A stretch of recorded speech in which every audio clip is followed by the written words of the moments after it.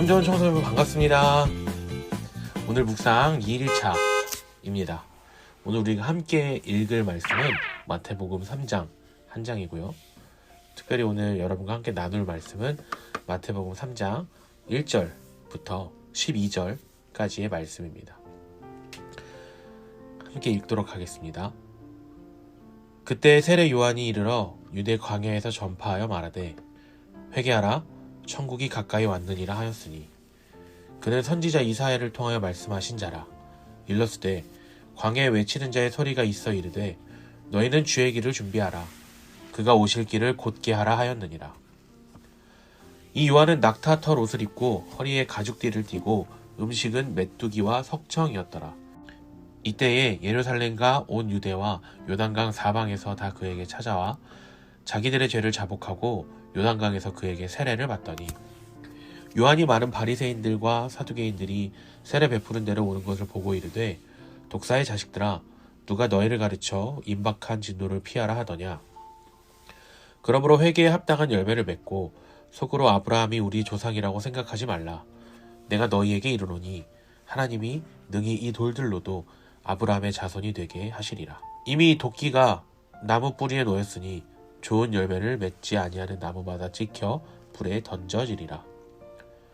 나는 너희로 회개하게 하기 위하여 물로 세례를 베풀거니와 내 뒤에 오시는 이는 나보다 능력이 많으시니 나는 그의 신을 들기도 감당하지 못하겠노라. 그는 성경과 불로 너희에게 세례를 베풀 것이요 손에 키를 들고 자기의 타작마당을 정하게 하사 알곡은 모아 곳간에 들이고 쭉정이는 꺼지지 않는 불에 태우시리라. 아멘. 오늘 본문은 예수님의 오실 길을 예비하는 광야에 외치는 자의 소리인 세례 요한의 사역을 이야기합니다. 요한의 첫 외침은 회개하라였습니다. 예수님을 만나서 거듭나는 중생을 체험하기 위해서 우리가 반드시 해야 하는 것은 우리의 죄를 회개하는 것입니다. 우리는 거듭나야만 예수님을 믿고 하나님의 자녀가 될 수 있습니다. 하나님의 자녀인 우리는 하나님과 한 가족이 된 것이죠.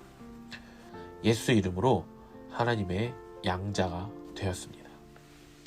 그래서 우리는 믿음으로 아브라함을 조상이라고 일컬을 수 있습니다.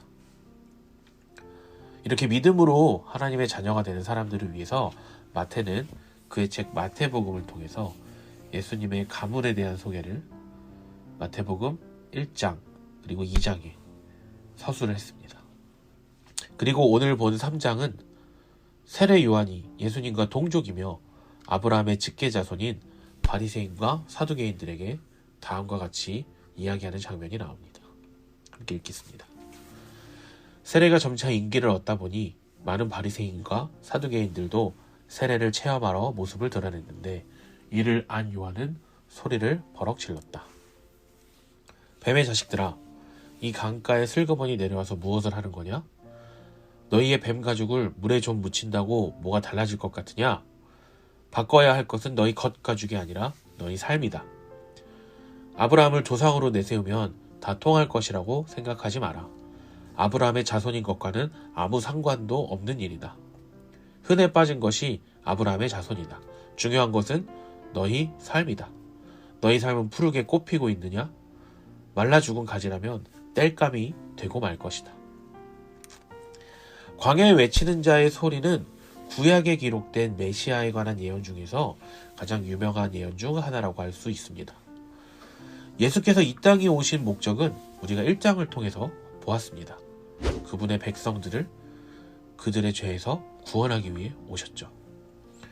하지만 구별된 자들이라는 자부심을 갖고 있었고 누구보다 성경과 율법에 정통했다는 바리새인들과 영적인 것보다는 그들의 기득권과 그들의 종교적인 기득권, 경제적인 기득권 이런 것에 훨씬 관심이 많았던 사두개인들은 이와 같이 생각을 했습니다. 메시아는 우리를 구출하기 위해 다시 돌아오실 것이며 전 세계를 책임지실 것이고 마침내는 만사가 바로 잡힐 것이다. 하늘에 계신 하나님이 땅에서도 왕이 될 것이다.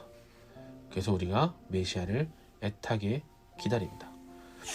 이들은 메시아가 오심으로 가장 번성했던 다윗 왕의 시대와 같이 자신들의 부와 자신들의 엄청난 권리들이, 자신들의 엄청난 지위의 상승이 다시 돌아올 것이라고 예수 그리스도께서 이 땅을 위한, 유대 민족만을 위한 왕이 될 것이라고 생각을 했습니다. 세례 요한은 예수님의 길을 예비하는 자로서 예수님의 길을 올곧은 길로 예비해야만 했습니다. 그래서 세례 요한은 많은 사람들에게 그들이 하나님을 당연하게 생각해온 그런 분으로 여기지 말라는 경고를 했습니다. 유대인들이 육체적으로 아브라함의 자손들일지 모르지만 하나님은 새로운 일을 행하고 계시며 아브라함의 가족을 새롭게 형성하고 계신다. 한편으로는 냉철한 심판을 내리시며 다른 한편으로는 문을 열고 사람들을 초대하고 계신다.